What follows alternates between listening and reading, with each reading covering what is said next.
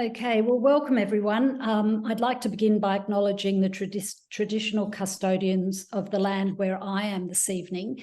Having recently moved back to the mid-north coast of New South Wales, the traditional custodians here are the Gumbajan people, so I pay my respects to their elders past, present and emerging.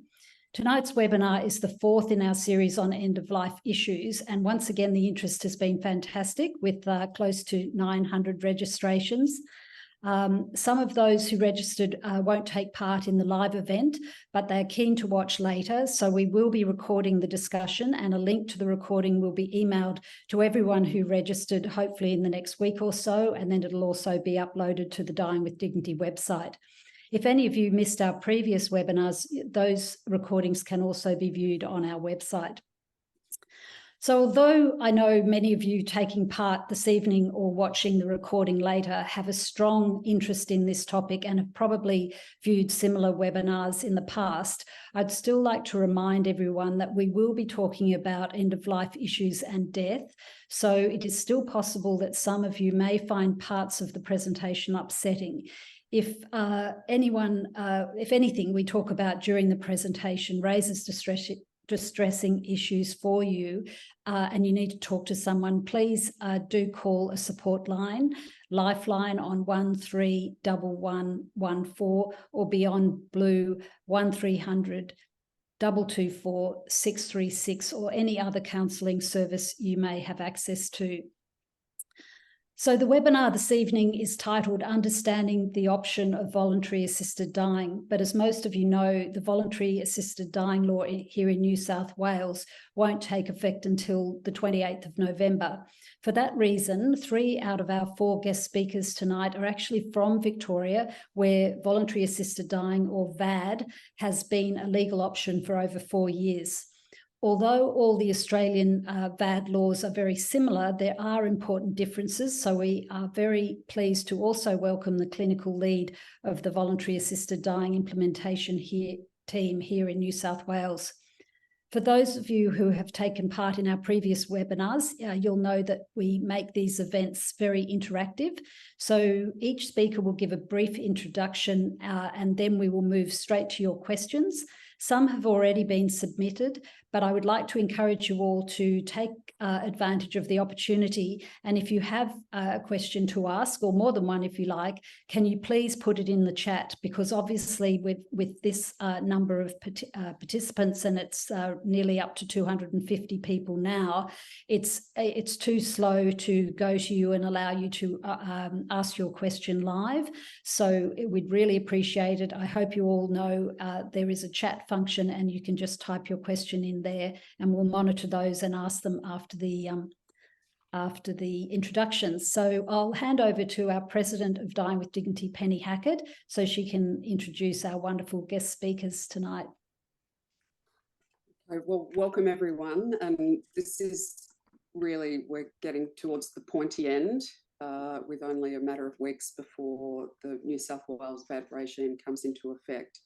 So obviously no one has used it here and it's not open for use. So there's no one who can talk about a New South Wales experience, but we are incredibly lucky to have 3 representatives from Victoria who were the first state to introduce assisted dying and can tell us how it works in practice there and give a flavour of the way in which it is likely to operate here. Each regime is different, but they're very similar in their broad structure and operation. So firstly, we have Cam McLaren, who is a medical oncologist and a VAD practitioner from Victoria. And Cam was one of the very first people who provided VAD in Victoria, and he's done an enormous number of consultations and also administered VAD to a significant number of patients. And he's also been instrumental in pulling together a group of clinicians to support each other and share their learnings and things. And we're just so lucky to have had him available to all the states, but particularly in New South Wales, to share his knowledge. We know that he has been the carrier of a very large burden because there's been a real shortage of practitioners in Victoria. So CAM has really just gone above and beyond in providing care to his patients. I could say an awful lot more about CAM, and maybe we can give him more pats on the back as we go along. But I'll move on to our next speaker, Greg Mewett, who is a palliative care specialist. Started off as a GP in Bendigo and became interested in palliative care and then retrained as a palliative care specialist. He's worked at Ballarat Health and the Grampians Regional Palliative Care Team for 15 years, has recently resigned and is seems to be roaming the country as a palliative care locum. He's also got a special interest in clinical ethics, particularly in relation to end-of-life care and decision-making, and was also on the implementation task force for the Victorian regime. And he too has been involved in a great number of VAD cases. Also, he calls himself a conscientious provider of VAD and incorporates VAD as part of his palliative care practice, which most of you will know that the palliative care as a specialty is trying very hard to draw a distinction between VAD and palliative care, whereas we would see that they go hand in hand as part of end-of-life medical care. And Greg has been an exemplar in leading the way to try and get that hand-in-glove approach, and I'm sure over time we will get there and VAD will just form part of normal end-of-life care, but that's something we're all going to have to work towards as part of the VAD movement in Australia. Now, Nicky Stitt is one of the Victorian statewide VAD navigators, and that is just such a vital component of the regime, and it's been adopted in all of the states. And the navigator service is the first port of call for most people when they are inquiring about VAD, and they have the expertise in terms of putting people in touch with maybe people that can help, giving them advice about the process. There's a fair bit of complexity and documentation involved, and the navigators, the feedback from every state for the navigator service has just been outstanding. And Nicky will give a flavour of how it works in Victoria, and I'm confident that the New South Wales Navigator Service will have absorbed all of the experience from the navigators in the other states, and having met a number of them already, I'm confident that they will just provide a caring and compassionate and very helpful service. So last but not least, Wade Stedman, who is the clinical lead for the implementation in New South Wales.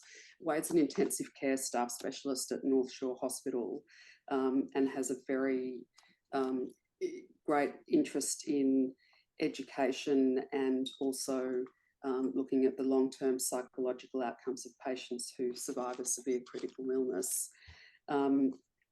We had recently, as part of the invitation for this webinar, we received an email from someone who reported that Wade had been the doctor in intensive care for one of their family members, and they could not speak more highly of the care and expertise that they received. It's been an enormous amount of work coordinating the clinical side of things. There's a lot of pieces to draw together and a very big health network to try and roll this regime out to. We've just seen the 200-page clinical handbook, which is extremely comprehensive. We heard Wade speak at a New South Wales Health Conference a few weeks ago, and we couldn't have been happier with the way that New South Wales Health have approached this, and the care and expertise and the obvious compassion that they have, and a real commitment to making sure that this regime works properly in New South Wales and is accessible. So I think we're in for a treat. I won't say any more. I think Shane has some slides, and then we might ask Cam to get cracking. Over to you, Cam. All right, thank you very much. So I guess I was asked to give a bit of experience on what it's like to provide this care as well. And I'm wary that there's also most of the people in this audience won't be, providing the care, but maybe looking into it in terms of how they can be either parallel to it in supporting someone else, or perhaps even applying for it themselves, either soon or when the time comes right. So if I can, I just wanted to talk a little bit about that, I guess. So as Penny kindly mentioned, so I'm a medical oncologist, and when this became part of the landscape in Victoria in 2019, I really was very naive and unaware of the conflicting opinions about this. It seemed very straightforward to me. So I did the training to provide the care to my patients who would want this. I didn't want to send them away to another doctor after I'd looked after them for however long with their disease, and not walk the rest of the way with them. So I decided to do it, and I presumed everyone else would as well. And that was completely wrong. So there's still quite few oncologists and doctors in Victoria providing the care, and as for patients with cancer in Victoria, you need to have one of the two specialists be a specialist with experience and expertise in the diagnosis that the patient has. So for most patients with cancer, that means an oncologist needs to be one of the two doctors. Now in Victoria, in New South Wales, that's not going to be the case. So for those of you worried about that, you don't need to do that. But that is still the case in Victoria, as it's in the legislation, and we can't make any changes to that until there's a change in the legislation. So yeah, I got involved, and I guess I can talk about my first case. So my first case was a lovely lady by the name of Denise, and Denise had lung cancer. She was a patient of my own. She had some immunotherapy for her lung cancer, but which probably stabilized the downfall or the progression of her case somewhat. But unfortunately, it kind of caught her at a point where it didn't improve her situation, but it stabilized her about at the level of being in a lazy boy in the lounge room of her daughter's house, barely able to get to the bathroom and get to the bed at the end of the day. And for her, she was also in a bit of back pain from some of the cancer in her back. And for her, that was not a quality of life that she was happy with. And so she brought up VAD with me. So I went through the process of assessing her. She was clearly eligible. She was very determined. She wasn't being pushed through anything. She understood what she was applying for and knew that she would get medicine that would, if she chose to take that, it would end her life. She would die. And she was very clearly eligible. So I had another doctor come and see her who thought the same. I was there when the pharmacist delivered the medication and spent 2 hours with her and her family, assessing things like what current medication she was on, what she might want to think about stopping on the day of the treatment, which is, there's very few, if any, interactions with the medication we use, so it's not really a trouble. But also assess things like swallow, make sure that she would be able to drink the medication. And then they also went through the process of preparing the medication. There's a whole process of pre-medications about an hour before. There's the whole mixing of the medication, and it's a little bit finicky. So just to make sure that they had a little bit of muscle memory in terms of doing that. So they actually, and still do, they attend with a demonstrator kit of fake medicine, and they go through the process of making the medication with the fake medication with the patient and their family, so that they know what they're doing. And then they leave them with a very step-by-step book as well. So, because I think on the day that anyone chooses to make and take this medication, that can be quite confronting. So to have something very simple to walk them through was very helpful. And then at the end of that consult, the pharmacist then say, look, everything's okay. Would you like the medication today, or would you like to call on us on another day? Some people, very few, but some people aren't comfortable with having the medication be in their house. But so Denise wanted to take wanted the medication. I can't recall I think that was the same day that she took it.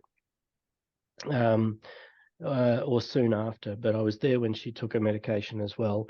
And so she fell asleep within 3 to 5 minutes of taking the medication, and continued to breathe for another 4 hours or so, which was kind of outside our expectations. We were told that most patients would stop breathing within an hour, maximum of 2. So it was a bit confronting for me and concerning. But since then, I think we've come to find that there are some outliers of people for how long this process takes and for how long this medication will take to work.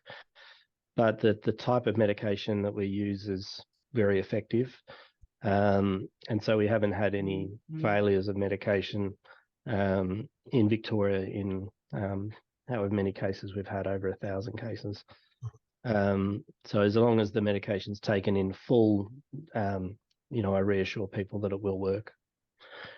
So Denise took a medication. She was there, very peaceful, asleep, snoring for 4 hours. We listened to Van Halen on repeat, and finally she stopped breathing, and her family broke out the beers, and I politely declined and went home. And it was very normal.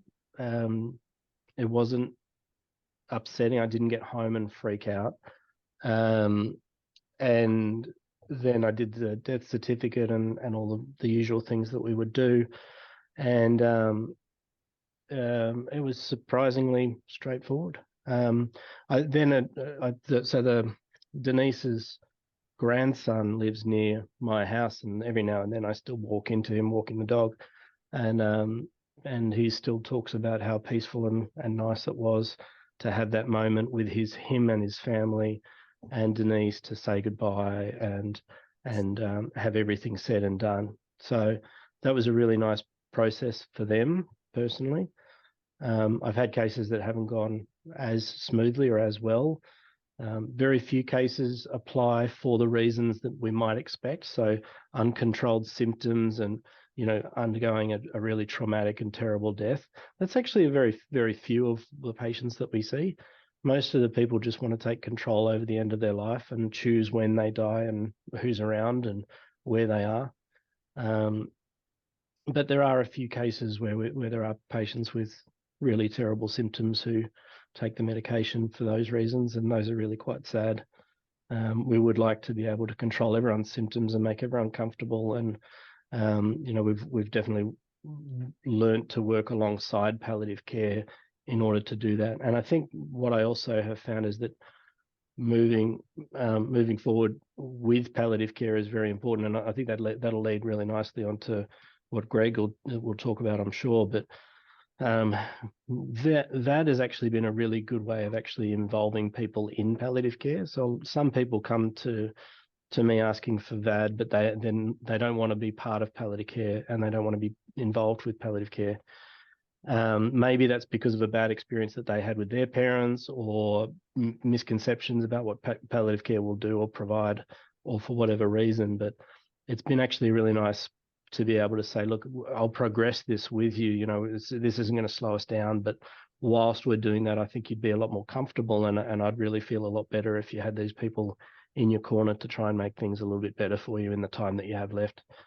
And so then we've been able to get people involved in palliative care, improve their symptoms, and whether they go through with VAD or not is secondary outcome. But it's been really nice to be able to be involved in that part of the process, and I think really improve the end of life care experience for patients. And I think, and many of your people in the audience will, I guess, empathize or understand that having this medication available is actually really palliative in its own right. So having the medication and having it on a shelf, you don't have to use it. It doesn't have to be there at all. But just knowing that it's there, knowing that if your worst fears about how your end of life is going to proceed start becoming real, then you do have another option there. So it's given people that confidence to be able to go out and do things and not worry about having a fall and ending up in hospital and not being able to see their family, because they know if that happens, then they'll just get discharged and come home and take their medication. So it's actually been very freeing for many patients to have this medication available to them.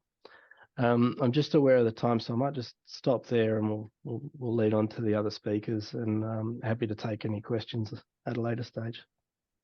Thank you so much, Cam. That was really, really informative. So we move on to Greg. You have Dr. Greg Mewett. Hi, Shane. I haven't got any slides either. This is more of an informal, and I'll just take a few minutes to maybe put my perspective on things and add a little bit to what Cam said. Firstly, as a palliative care physician, you've already mentioned, Penny's already mentioned, that palliative care has not had such a good history with voluntary assisted dying. And my view, of course, and you've heard me speak about this, is that really there's no reason why voluntary assisted dying cannot be part of palliative care. Palliative care is a style and philosophy of care, as we know, applied to people with advanced, progressive, incurable illnesses, whereas voluntary assisted dying is just but one end-of-life choice that some people may or may not make. So one's a philosophy of care, one's an end-of-life choice. They're not in competition with each other.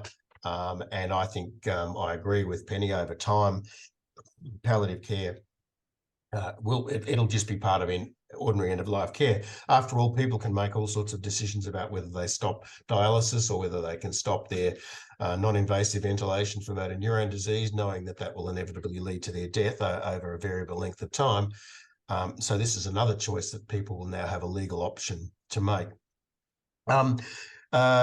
I think what I pick up on what Cam said. People often ask, well, what sort of people are these that apply for voluntary assisted dying? And I mentioned at a seminar on Friday in Melbourne with geriatricians that these are not, I used to think they'd be all control freaks, but in fact, these are just really determined people, as Cam said. They're from all walks of life in my experience, from all different educational and socioeconomic backgrounds, which is counter to what people, I think. I certainly work in a rural regional area, so maybe I get a skewed version, but people from all walks of life, from the 94-year-old woman with motor neurone disease to the 32-year-old woman with terrible metastatic bowel cancer. Neither of these people could be called control freaks, but were very determined that this is an option they wanted to have when they'd reached the limits of their suffering. So I think that's really important. I'm speaking from Ballarat, and there's already been a question about organ donation after VAD. Ballarat's now the epicentre of organ donation after VAD, because we've had our second case just recently. Both patients have had motor neurone disease. Of course, patients with advanced cancer, it's more difficult, have to undergo certainly significant testing. It's a very, very, it needs a lot of coordination, but we've now had 2 patients in Ballarat, and our guidelines have been drawn up, as we heard at the VAD conference in Sydney recently. Guidelines have been drawn up for organ donation. So that's one question I can answer already. It is possible, but obviously there are a range of issues that need to be dealt with through the coordinating doctors and also organ donation and VAD coordinators and organ donation coordinators. Just picking up on what Cam said about, and there have been a few questions about the medication. The vast majority of my patients who've completed VAD have taken oral medication, a large dose of the pentobarbital. And I would say, and I witnessed one of my very best friends who I helped mix the medication for a few months back, these patients are comatose, usually within 4 to 5 minutes. And then, so in other words, deeply asleep, deeply comatose, very peacefully, and then die a variable time after that. Most of my patients, from all feedback, and including my friend, had died, the hearts and lungs had stopped well within 10 minutes. There are outliers, as Cam said. We don't know why that is. Maybe it's an absorption rate issue. Certainly, I don't think it's the weakness of the medication. The medication's the same dose, regardless of how old or how thin you are. It's a very lethal dose. And as Cam said quite correctly, there have been no failures in Victoria over all those cases, provided people take the whole dose. And really, they get to do what they want, and that's to die in their sleep peacefully. So they go off into a deep sleep, comatose, and then die a short time later. That's the vast majority of cases, but for some outliers. Of course, people need to understand that the other option is practitioner administration, of which Cam's had much more experience than me. and that requires generally intravenous, a different type of medication, so not the same medication as the oral medication, a different group of medications, which people like Wade would be very familiar with in an intensive care specialist, and these administered intravenously over a number of minutes, sequentially, and the patient basically dies virtually immediately, goes off into a deep sleep once again and dies shortly afterwards as the medication sequentially administered. The other point I'd like to make, and some advice for participants, and someone already mentioned that in the chat, is that I think in the early stages in Victoria, people left their application and their discussion about VAD too late, and it is not a quick process. This is a process that takes, depending on how the planets align, I always say can take between 3 to 4 weeks from start to finish. It can be a bit quicker than that, depending on where you are, who you're lucky enough to see. But it's not a process that's going to happen in a couple of days. You can't walk into the doctor and expect to walk out 2 days later with your medication. In fact, it's much more complex than that, and people should be, I guess, getting advice from the website, the New South Wales Health website, which is very specific about for patients and people who wish to know more. So get in early, start talking to your doctors early, start getting advice from the care navigators early about who is going to be able to help you through this process, and I think then there's a better chance. I think that's about all I really wanted to say, because I want to leave plenty more time for other people and also for questions. Thank you. Thanks, Greg. That was great also. So now we'll go to Nicky Stitt, who's the care navigator in Victoria. So Nicky, if you want to, I think you said you did have slides. I've got one, maybe two, depending on time. I'll attempt to share. Let's see if I can do it. Thank you, Shane, and thank you also for the invitation to speak today. So my background is palliative care as well. I've been a nurse consultant in palliative care for a number of years, and I think, as the other speakers have alluded to me, it was just a natural transition into voluntary assisted dying with the experience that I had. I didn't see that there was anything different to offering a service to somebody if they choose to take it.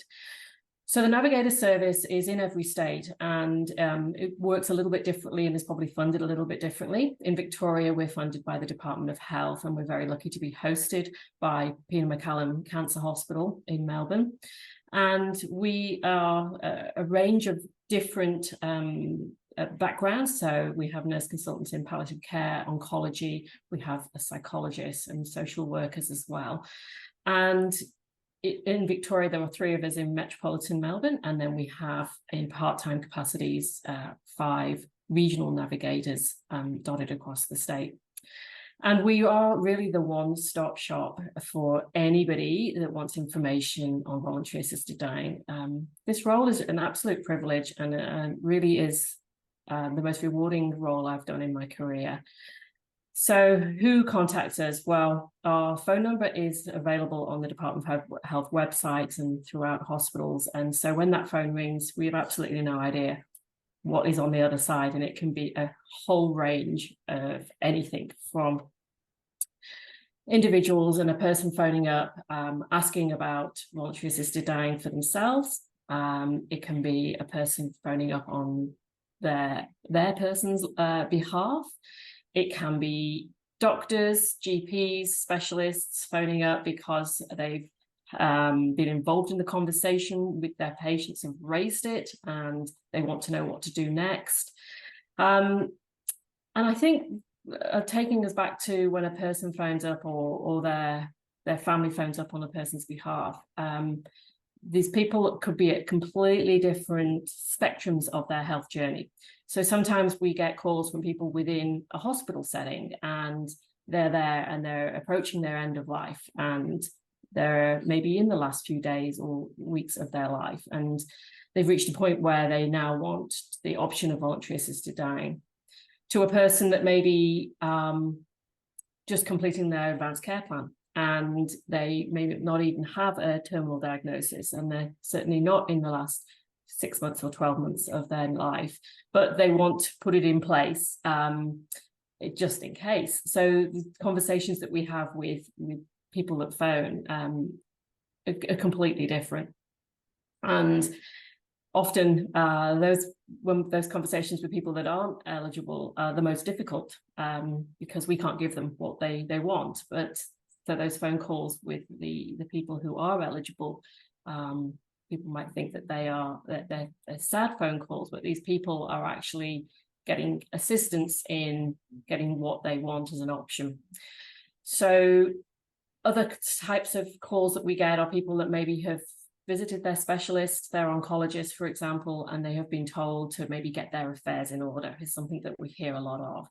And part of it, getting their affairs in order, is looking at VAD as an option. And that they've got a clear prognosis of less than 6 months or 12 months if it's neurodegenerative. And they're wanting advice about what to do next. Many people have spoken possibly with their treating team, treating specialist team and their GP, and have had a response as, no, that's not something that we do. So that's something that the Navigator service can help with, in linking a person with the right doctors for them and their circumstances. So during the conversation, we get some basic details, but we will often ask for do a home visit and see these people face to face if we can. A lot of the reason for that is because of the restrictions around the criminal code. We can't talk about everything that happens during the VAD process, but also it's really important for the care navigators to actually get a sense of who the person is, where they're at, because we're looking at more than just voluntary assisted dying. We're looking at where do they live, what are their end of life care plans. So we're talking about palliative care to them sort of from the beginning. Where do they want their end of life care? Are they linked in with palliative care? Do they have community pal care services available to them? And also, can this person travel? So we know that some of the doctors, VAD doctors, prefer to do home visits. They like to keep things separate from their day-to-day work, and other doctors want to fit these patients in their own clinic times. So we look at whether this person can travel or not, because that will determine on which doctors we select for them. We also look at whether somebody could potentially be a doctor administration, the practitioner administration, because not all doctors who do the VAD training are comfortable to do practitioner administration or confident to do it. So in selecting doctors, we have to not only look at whether they can do home visits, but if this person has potentially the possibility of being a practitioner administration, we really need to link these people up with the right doctors from the very beginning. We also will give advice to family members over the phone. Obviously, the VAD process has to be driven by the person themselves. So again, that's why it's important for us to do home visits in those circumstances. But often, you know, somebody possibly with motor neuron disease can't communicate effectively over the phone. And that's another good reason why we would conduct a home visit, to speak to that person face to face. We then provide them with the full rundown on what the process involves, and the fact that there are 3 appointments that need to be made. We help them collect their documentation. So people need a birth certificate or passport. Sometimes people don't know where they are, so we can help them with that and getting the right documentation for the doctors. We try and help the doctors and package the patient up as much as possible by providing all of the clinical information and the identification documents to the doctors, just to reduce the amount of time that they are doing that sort of administration. We talk about the medication and the role of the contact person, and just really have a good, robust discussion about the whole process with the people. Then on the other side of things, we get many calls per day from clinicians or VAD doctors who are navigating the bureaucracy and the paperwork of the VAD process, and we can help navigate that as well. We can help link in if a doctor has started the process with their patient, but want a referral to another doctor. We can also help with that. We get calls from different hospitals and aged care facilities who are now 4 years into our legislation. They're looking at their policies, which are sometimes written by medical legal personnel rather than doctors or nurses writing these policies way back at the beginning of the legislation before it was enacted. So that people are looking at these policies now and realizing that they're not user friendly and they're not actually as accurate to what happens in reality. So we've been doing an awful lot of work really in the last 12, 18 months with aged care facilities, different organisations, community groups about what their policies are and helping them redesign their policies to make it more straightforward for them. And we'll provide a lot of debriefing as well. So particularly if a person is accessing voluntary assisted dying within an organisation or aged care facility that hasn't had a patient, resident or person accessing it before, we can help provide in-service education to reduce the amount of stress and anxiety around voluntary assisted dying. We can also be present at a person's utilisation of the medication, whether that's in the person's own home. We will offer that service. We can help with the mixing of the medication. We can help with supporting the family as well.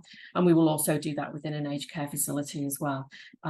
If the staff have had no experience, or if the policy says that their staff aren't allowed to have any involvement with the VAD process, we can provide that service to them.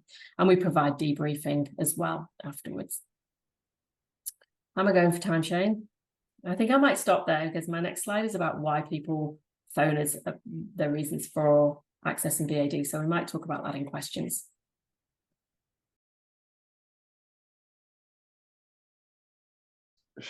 I'm just going to try and share my slides here. Sorry. Sorry about that I didn't realise I was on mute. So thank you, Wade. No problems. So I've just tried to share my slide. I don't know if I'm having any luck or not. Can people see that? We can see it. It just needs to have the full screen. So again, down the bottom left. Yes, there we are. Perfect. All right, great. Okay, so I'm going to go through this quickly because, always interesting to hear questions. Thanks very much for the three speakers and for all your support in helping us in New South Wales trying to come up with our processes. We've learned a huge amount. And thanks, Penny, for your kind words. So I'm just going to go through the process really of how it's going to work in New South Wales and who would be eligible. As Penny introduced, people in New South Wales who meet the eligibility criteria will have the option of requesting medical assistance to end their life from the 28th of November 2023. But up until that day, it will remain illegal in New South Wales. To be eligible in New South Wales, it's very similar to other states in that you need to be an adult. You need to fulfil Australian or New South Wales residency requirements and Australian citizenship requirements. What that means is you need to have been a resident of New South Wales for 12 months. If you're deemed to have a very close connection to New South Wales, then you can apply to the board for an exemption. So, for example, people in the ACT where it's not available on the 28th of November, if they had close family in New South Wales and had moved to be with them during the last months of their life, then perhaps they would be deemed to have a close connection with New South Wales and they may well get a residency exemption. Citizenship requirements, you need to be an Australian citizen, a permanent resident, or lived in Australia for 3 years. You need to maintain decision-making capacity, and that goes to the question in the chat about can people with dementia request voluntary assisted dying? Well, they can only if it's very early dementia and they still have maintained that decision-making capacity. Because once you lose decision-making capacity, you are not eligible for voluntary assisted dying. And separate to that, dementia by itself is not a eligibility diagnosis for voluntary assisted dying. You need to be acting voluntarily and without pressure or duress. And the disease, illness or medical condition has to be advanced and progressive. It's going to be likely that you'll die within 6 months, or in the case of neurodegenerative diseases like motor neuron diseases, that prognosis is 12 months. And the disease is deemed to be causing suffering that can't be relieved in a way that you would consider possible or tolerable, sorry. Remember that about only 1 to 2% of people in other states have died from voluntary assisted dying. So that still means in New South Wales that 98 to 99% of people who die after the 28th of November will be not because of voluntary assisted dying. And what we've been doing is really trying to highlight the importance of quality end-of-life care, which Cam and Greg have really touched on. And there's more to this than just voluntary assisted dying, and voluntary assisted dying really just being one option. This is the steps for voluntary assisted dying. I'm going to break them down for you. So what you would need to do is you need to make a first request for voluntary assisted dying to a doctor. And if that doctor's done their training to be a voluntary assisted dying practitioner, then that doctor becomes your coordinating doctor. Now that coordinating doctor does an assessment to see if you're eligible based on all those criteria that I just mentioned. If you're deemed to be eligible by that coordinating doctor, they'll refer you to a second doctor for another assessment, and that's called the consulting assessment. Both the first assessment and the consulting assessment are independent assessments of whether you're eligible for voluntary assisted dying. And if you are eligible, and you want to proceed, then you would need to complete a written declaration. Now that's a formal document that can be given to you by the coordinating doctor, or you can even get access to that by ringing the Care Navigator service. And you can do that written declaration at home. It just needs to be in the presence of 2 witnesses. If you can't actually sign yourself because you're diseased, then someone can sign for you, but you would still need 2 witnesses to witness that person signing on your behalf. Once you've completed your written declaration, you make a final request to the coordinating practitioner, who does a final review of all your documents just to make sure that everything has been done. At that point, what you need to do in New South Wales is talk to your doctor about how you want to take the medication. So in New South Wales, it's up to the patient whether they do self-administration or whether they want practitioner administration. Now, there are some people who can't swallow for whatever reason, or they can't absorb their medication. In those cases, they would have to have practitioner administration. But in many cases, it'll be up to the patient to decide whether they want to take the medication themselves or be given the medication. The doctor then applies for a substance authorisation, which is approved by the New South Wales board.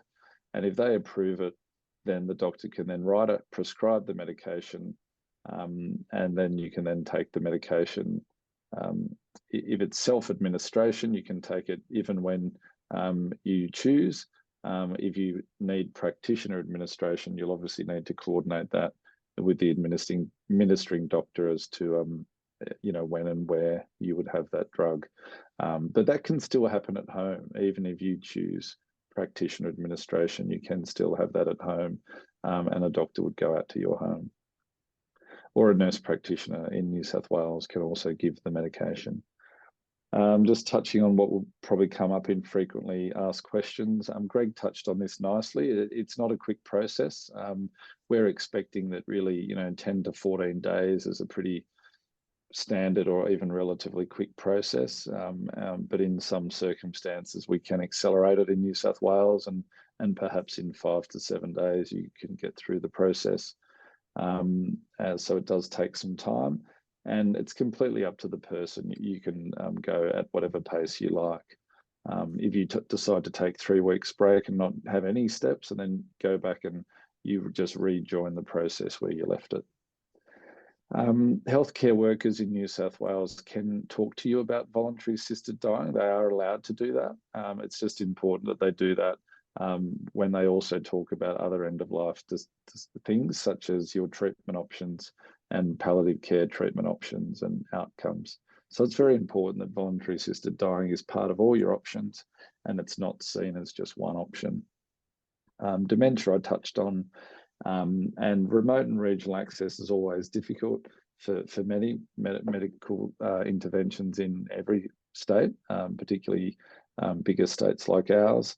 And we have some doctors that are available who are able to fly out or drive out to regional New South Wales to act as authorised practitioners if the local health districts can't supply that.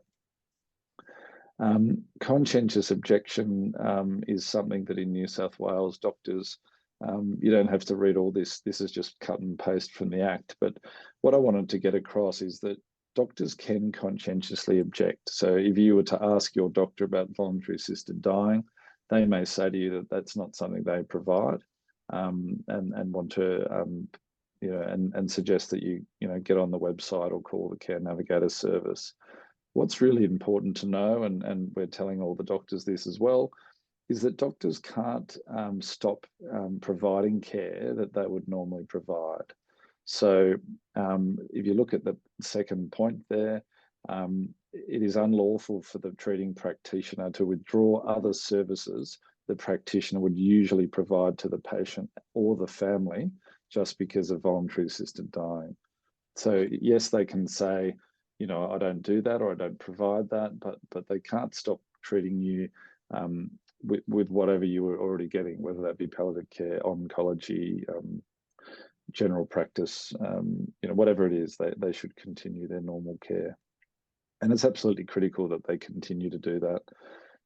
Care Navigator service, Nicky's nicely been through, and our system, we're hoping to be as effective as theirs in Victoria. We're trying our best to have the same sort of processes that Nicky's described. And the hours of that, I think, are 8:30 to 4:30. But you can check that on the website, but it's a Monday to Friday service, about 8:30 to 4:30, and it's a call service. And then the pharmacy service will supply the medication.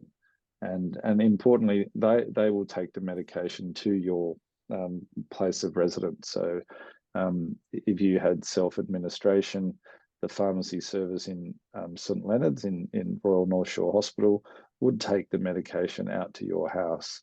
And that, like what was described by Cam, they would test whether you can take the medication, and then give you that medication if everything is in order. So I'll stop sharing there, and I just wanted to go through that quickly because I'm sure we'd all love to hear your questions.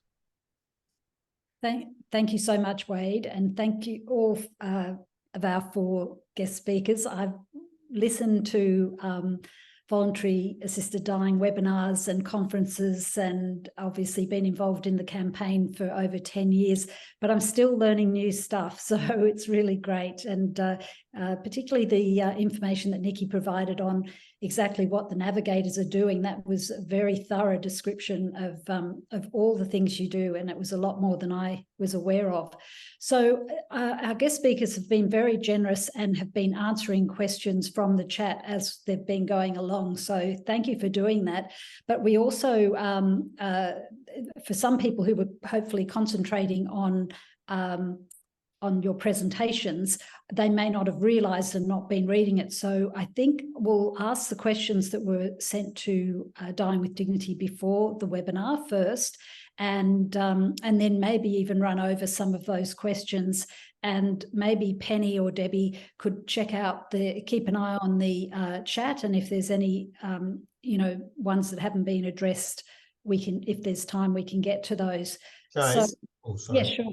Yeah, there's one really important question that's come through. I was trying to answer it, but it's too long-winded.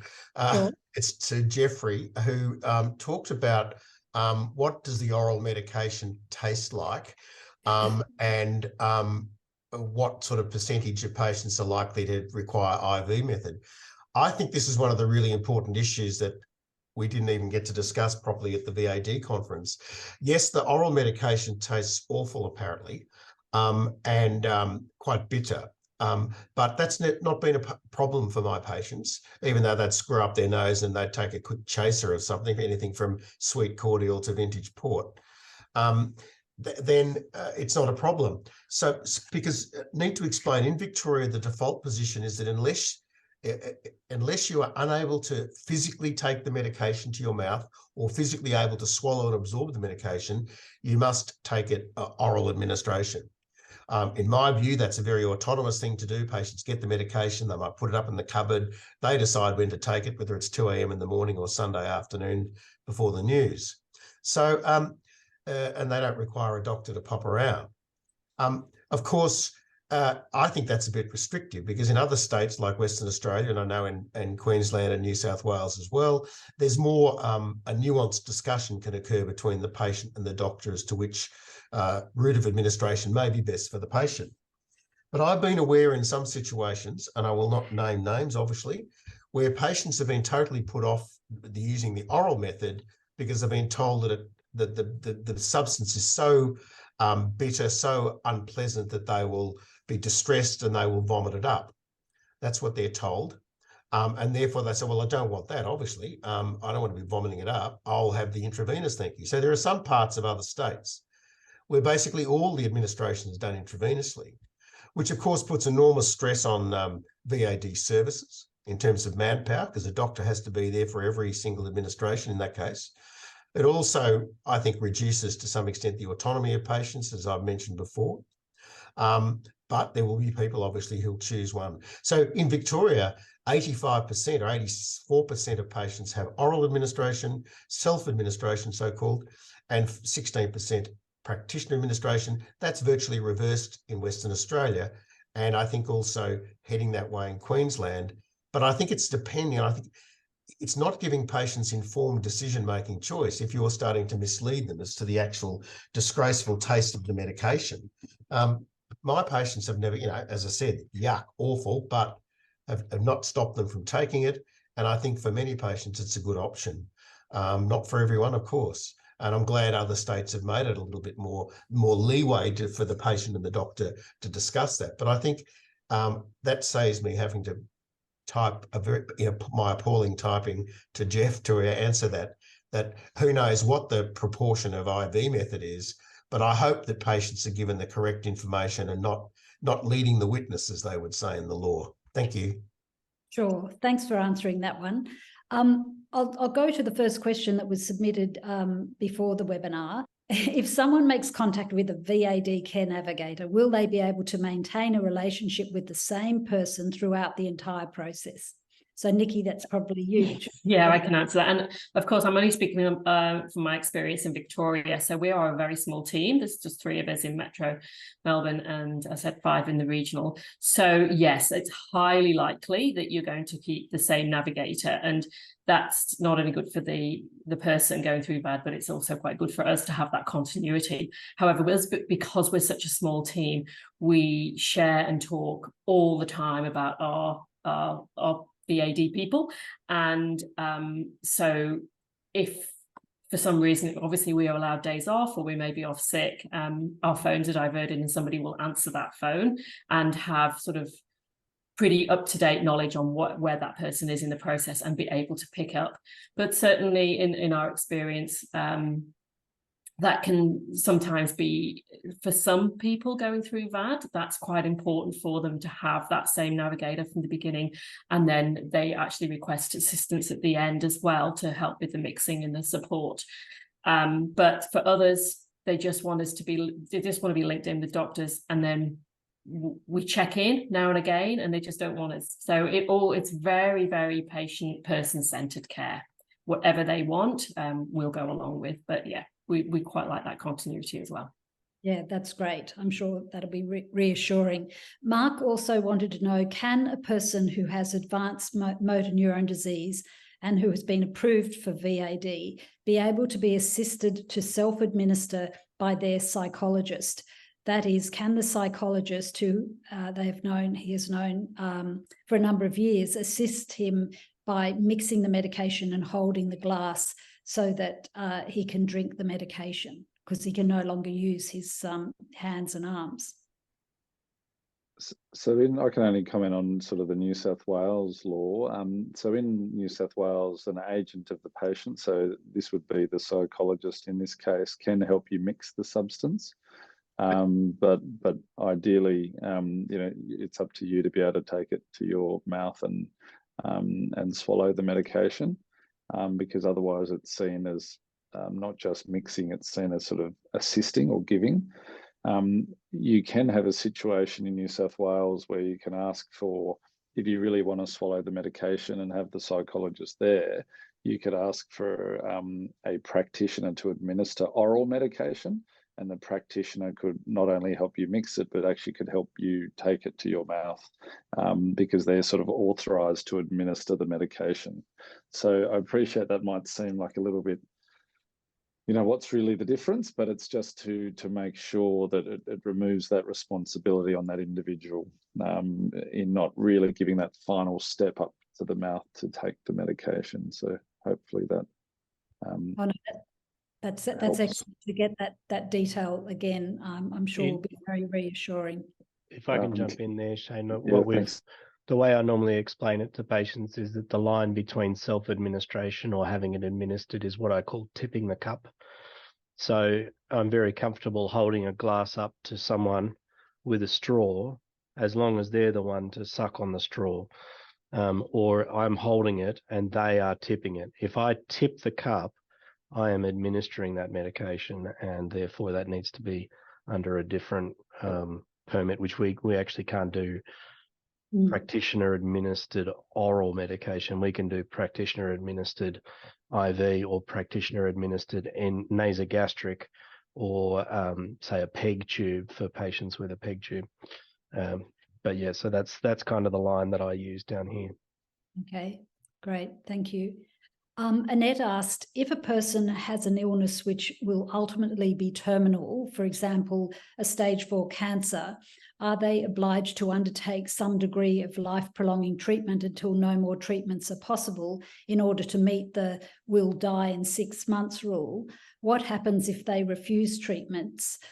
She says doctors, especially oncologists, always want you to try something else, another line of treatment, because that is what they do. But what if you don't want to suffer through chemotherapy, etc., and would prefer a clean departure while you are still reasonably well? So I think there was similar questions in the chat, but I think I answered that in one of the chat questions. I mean, no, patients are not obliged to slavishly go through treatment that they don't feel is appropriate. That will not affect their VAD application. If they decide to stop chemotherapy or decide not to have surgery or whatever intervention that doctors are perhaps suggesting, no one can force patients to go through that.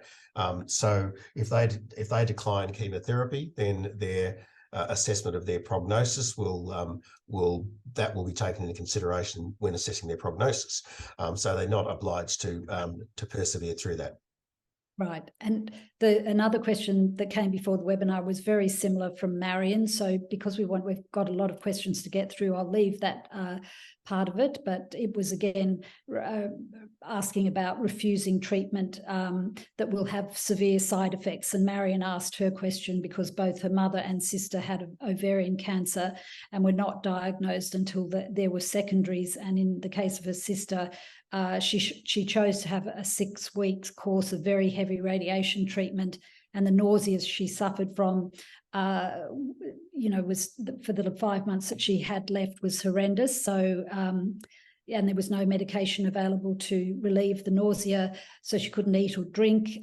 And so I won't go on, but basically she says that her sister totally withdrew from all her friends, her workmates, and only saw immediate family. So Marion herself said she would rather refuse the treatment if it was going to cause such distress, but she'd still want the option of being able to access VAD further down the line if the same thing happened to her. Romaine asks, and this is a tough one, when is it likely, if at all, that New South Wales residents will be able to request a VAD service even if they do not have a terminal illness with death expected within 6 months? But if they are just, say, over 75 years or over and living with multiple debilitating conditions and also deaths of loved ones. She says, each year that I continue to live, it is with increasing pain and loss of function through osteoarthritis and the increasing numbers of deaths among my family and friends. I do not enjoy living with the tragic triad while I waste money keeping my body alive and as well as it can be. I deserve the right to die when I'm ready, now that I have long outlived both my parents and my older sister. So would someone like to answer that? That's a real difficult one, isn't it? And my heart really goes out to her and many people in this situation.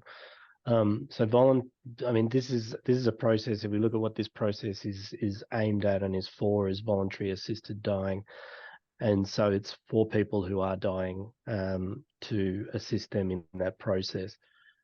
You're right, it doesn't serve that purpose, and it doesn't serve that population. And it is something that needs to be continued to be a discussion about what the population, what our culture will accept as a whole, and whether that is something that, you know, that our culture moves towards.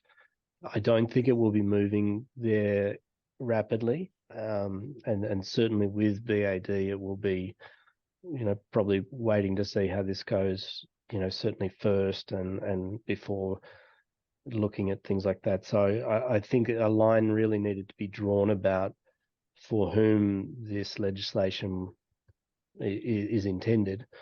And there are many people who have debilitating illnesses who don't have a short prognosis. Severe osteoarthritis, you know, can be scoffed at, but it's terrible. We saw Nina Sims with terrible scleroderma, and she suffered for a long time. And, you know, but the prognosis was always, you know, not necessarily less than 6 months for her. And we see that in many other patients. So this legislation just doesn't serve that purpose. And it's really difficult actually as doctors to actually convey that to patients and have patients come and see you asking for this and actually trying to explain why they're not eligible. It's very delicate discussions. So I really do empathise with the people who aren't being encompassed in this. But there was, I guess, no way of getting it through originally without any, you know, restrictions. So, yeah, my heart really goes out to that person and others in a similar situation. Yeah, thanks, Cam. And I hope that none of you mind that I will ask the tough questions, because they're there and our members really appreciate having an honest answer. So these questions were in the chat, but I'll run through them and we'll keep it brief if they were answered, but I think a lot of people may not have been reading the chat. So Danny wanted us to add this question about minimum age to access so VAD for children or babies born with life-limiting illnesses and terminal. Yeah, so in all Australian states where VAD is, it's a minimum of 18 years. Certainly they did consider it in one of the iterations of the Tasmanian legislation when it was put forward, there was a contingency to look at that at a later date that was then taken out of their legislation. And more recently, the ACT was looking at this as a potential area of inclusion. On a practical level, because of the sheer population size of ACT, the likely need for it was very small. So they've ended up taking that out of their draft legislation, is my understanding. So it's not currently an area where we're going to be seeing much change or service provision at that level. I mean, the somewhat reassuring thing is the quality of particularly the paediatric and neonatal palliative care services, and the context in which those are given is usually in hospital, where you've got on floor, you know, nursing and doctors and medical staff providing that care. So there is some heart to be taken there in terms of the care that can still be provided, but obviously there's people who don't fit that as well. So, but that's not something that's been able to be discussed at a practical level in a way to get it into any legislation at this stage. Thanks. Greg, I think this one would be for you. George has asked, why are so few palliative care specialists supporters of voluntary assisted dying? I'll keep it brief. Basically, because of historical views of the philosophy of palliative care, it's claimed that palliative care neither hastens death nor prolongs dying, that we don't interfere at that level, which of course is not true in modern palliative care. We often intervene in some patients to allow them to live longer, provided it's not at the expense of quality of life. So we do intervene in various ways in palliative care to help people live a better life. And this has come down probably through historical ways, through maybe faith-based organisations where the history of palliative care is really based in that area in the United Kingdom and Ireland. And it's been passed on as a received wisdom that palliative care, this is not part of palliative care, and it's a great threat to palliative care. And of course that belief is now dissipating throughout the world, where we know that, and in fact in Victoria, of the patients who access VAD, 81% consistently are registered or have had strong contact with the palliative care service.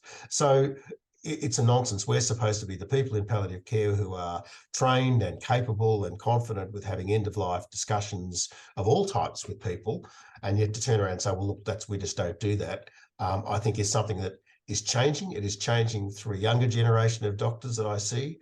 They are much more interested and broad-minded and do a lot more ethical self-reflection about that. And I believe that will change over time. But I think that's a historical reason.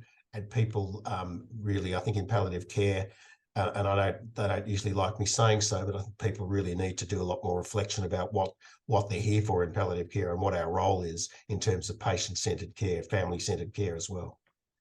Thank you. Anna Mayer has asked, is there a cost involved?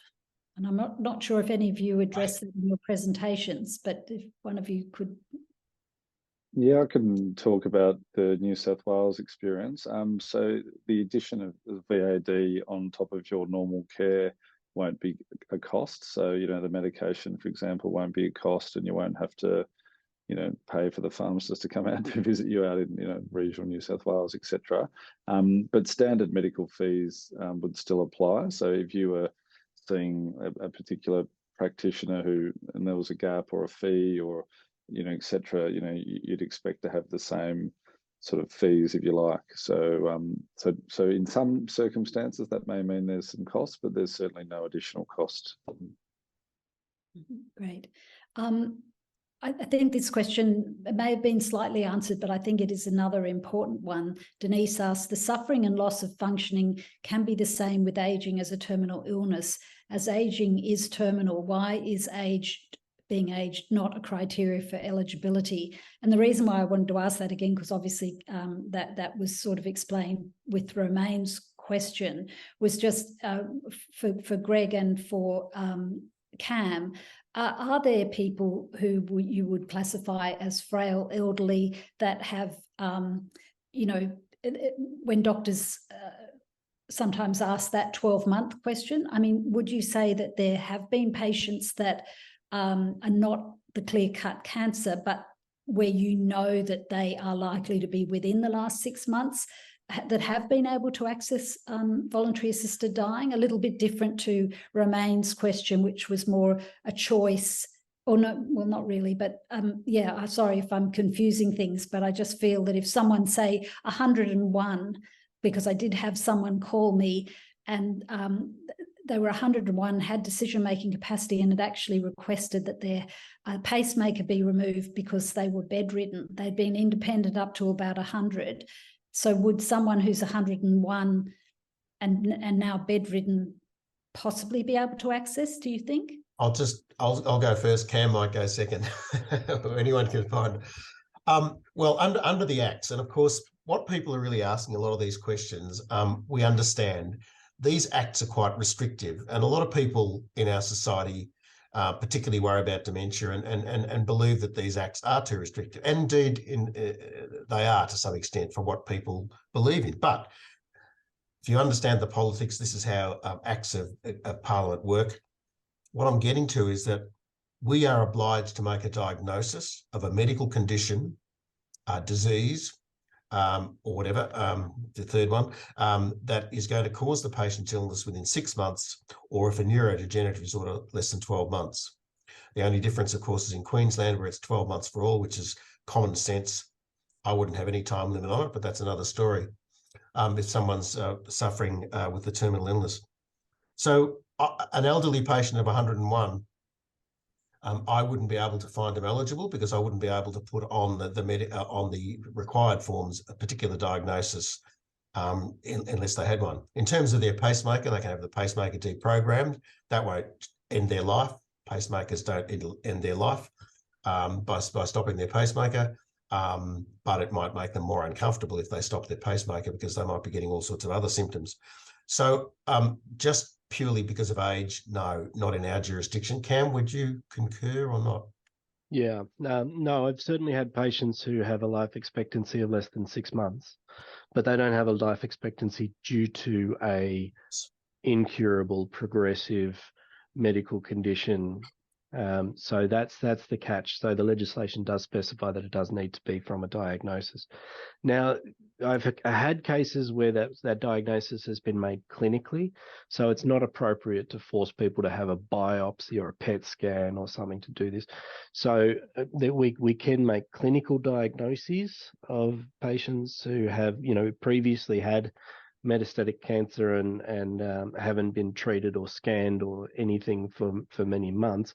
They're not required to have scans to then show that things have progressed or anything. So that clinical diagnosis is part of the nuances of managing these cases. But so that those cases are very difficult. And again, what I think is a very difficult area of this is explaining that that's not part of, or that doesn't make us eligible on this ground, and we can look at other ways of ensuring their comfort through involving in palliative care and that sort of thing. Sometimes I've had patients who apply very, very late and they're adamant that they want VAD, and it's actually very hard to explain it, but often if they were to abandon their idea for voluntary assisted dying and accept palliative care, they would be able to be started on a syringe driver. Their symptoms would be managed within hours, and they would likely pass away within the next few days through a combination of good palliative care just through good palliative care.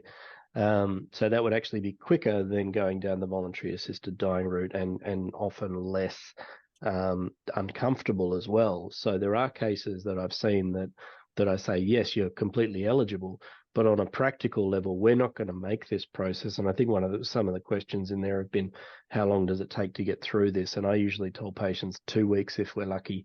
3 weeks is pretty average. Longer than that if we have any problems justifying any of the other criteria, like finding your birth certificate or your passport or those sorts of things. Because we do need to satisfy them with proof for some categories or for some eligibility criteria. So for some patients, I've said, look, you're completely eligible, but this isn't right for you right now. We're not going to make this, and we need to abandon this and make you comfortable. And this will happen soon enough. You don't need to try and speed this up. So that's also a very difficult situation, and that's again that bouncing between palliative care and VAD that's very important to make sure that I don't care how this happens as long as it happens comfortably, dignified and respecting wishes.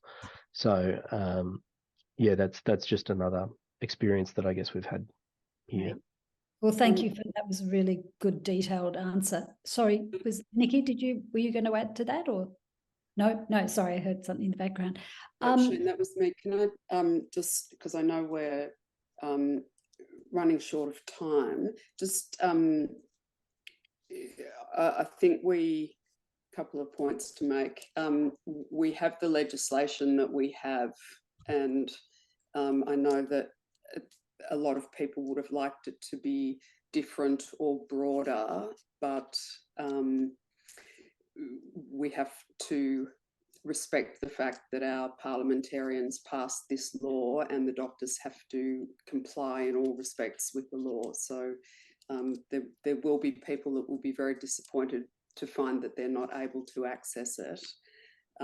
But we hope that those that are eligible will have the experience that they want at the end of their lives.